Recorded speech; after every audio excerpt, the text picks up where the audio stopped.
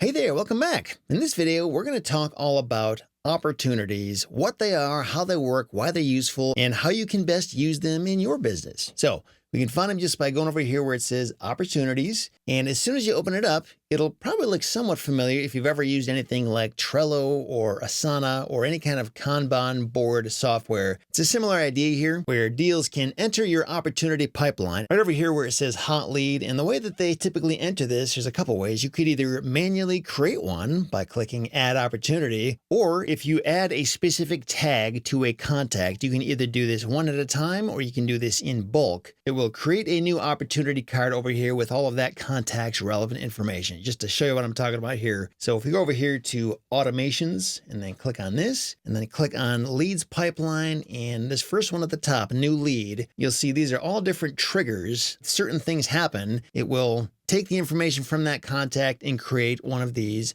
opportunity cards from it. And the tags I'm talking about are cold call, text, website, if they submit a form through your website, or ringless voicemail or mail tag. So if we go over here to contacts, we see all of our contacts here. If we click on any one of these things in this left sidebar area, if we scroll all the way to the bottom, we'll see this section that says tags. And this is where we can add these tags. We could put this RVM one in there. It'll pop up right there. And when we click on this thing, just by doing that, it is now starting this automation because we've got RVM right there.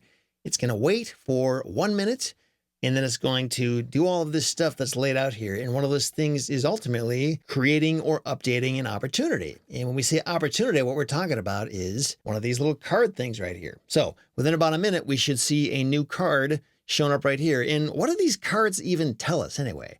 Well, when we click on these things, it's going to bring in a lot of the information that was already put in this person's contact information. So say if you got on a call and you talked to the person, or if they submitted a lot of their information on a form through your website, all that information will now be pulled through to create this new opportunity. We can also see property details. And keep in mind, if you don't see all the information in here that you want to see, you can always add it if you want. Just click on add and manage fields.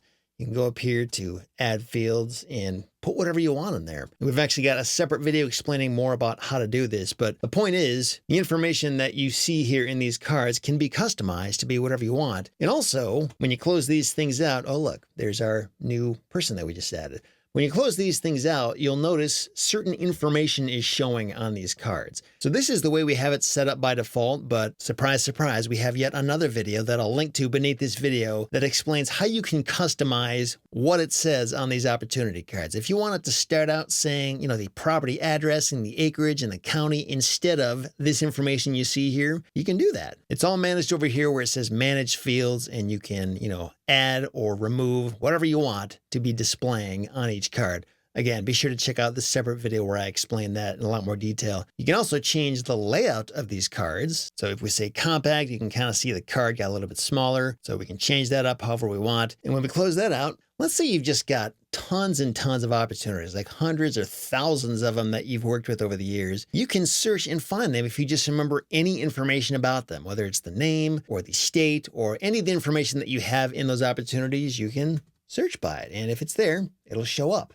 And if it's not, then it won't. You can also change up the layout of this so you can see it in more of like a spreadsheet format if you like that better. And another huge thing to keep in mind is that the opportunity pipeline that you see here is set up in 5 different steps. And Mike and I actually spent a bunch of time trying to think of the most logical way you could set it up. The first step starts out with leads. So, as people start responding to you and, calling in and visiting your website and saying, yes, I want to sell my property, this is that initial stage where they enter your first pipeline.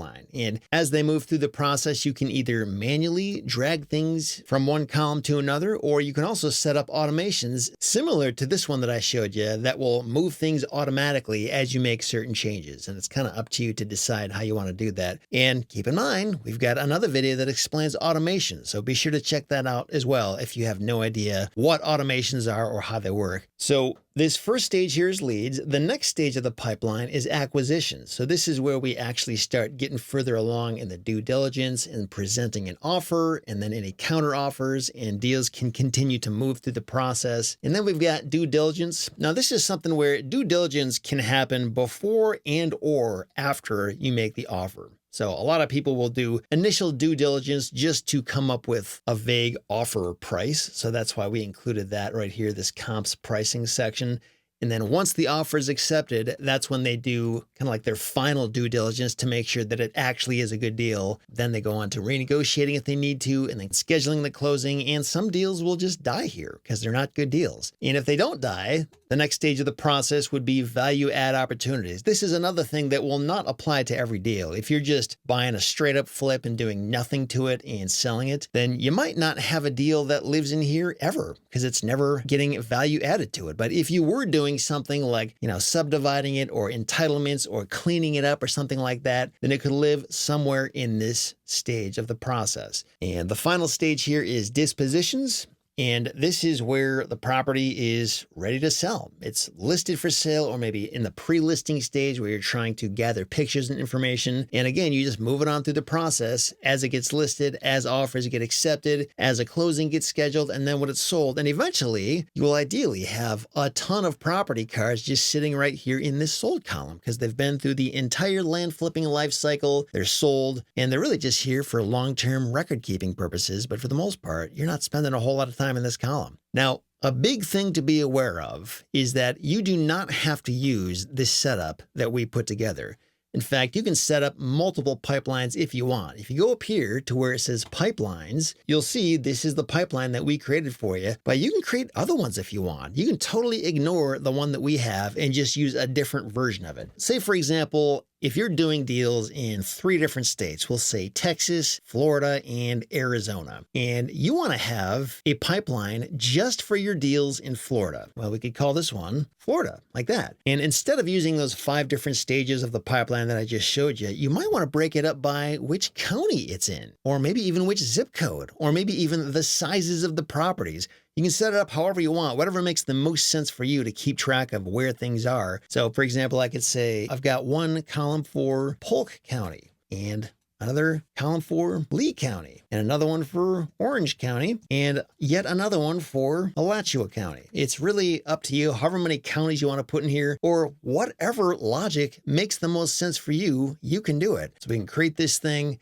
And now when we go back over here to opportunities, we can click on this and then click on Florida, and there we go. Now we've got the 4 different columns I just created for those 4 different counties. Again, this is totally up to you how you want to handle it, but it's a big thing to know about, just the fact that you can customize this however you want. Now, one last thing I'll show you, again, just so you're aware, is that whatever opportunity pipeline you're on, there are 2 things here you can use to understand where things are at. You can sort them based on when they were created, when they were last updated, the opportunity name, the stage, all this different stuff. For example, if you wanted to just understand which of these have not been touched in a long time, you can sort them based on when they were updated. And also advanced filters. You can go over here and filter all the opportunities based on certain information. So say if we wanted to only see the deals that were created on a certain date, like today, well, we could do today here and click apply. And after applying that one filter, we can see the one opportunity that was created today. So again, advanced filters and sorting, don't forget those are there. And there you go. That's the quick crash course on opportunities, what they are, how they work, and how you can work with them. Thanks for watching. Again, be sure to check out the other videos that I mentioned, a link beneath this video. Those will also help you understand some of the context of how to work even deeper with opportunities. Thanks for watching. Talk to you again soon.